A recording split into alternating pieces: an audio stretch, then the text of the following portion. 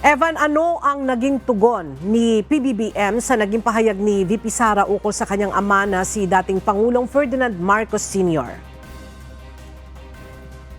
Magandang tanghali sa iyo, Ella. No? Sa maikling pahayag mula kay Pangulong Bongbong Marcos, sinabi niya na hindi muna siya magbibigay ng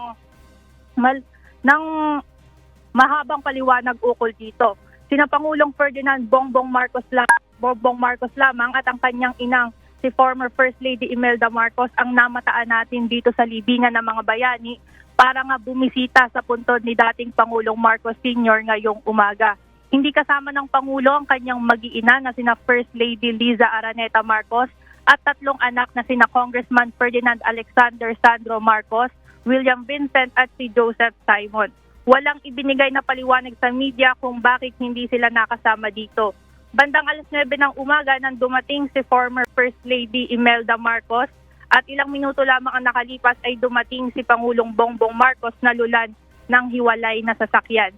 Ilang segundong nakipagkamay ang Pangulo sa ilang supporters at mga individual na naimbitahan sa maikling programa dito. Bukod sa mag-ina ay dumalo rin ang miyembro ng One Movement na pawang supporters ng pamilya Marcos.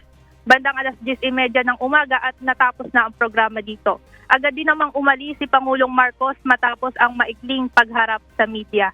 Yan muna ang latest mula dito. Balik sa iyo dyan, Ella. Maraming salamat, Evan Alvarez.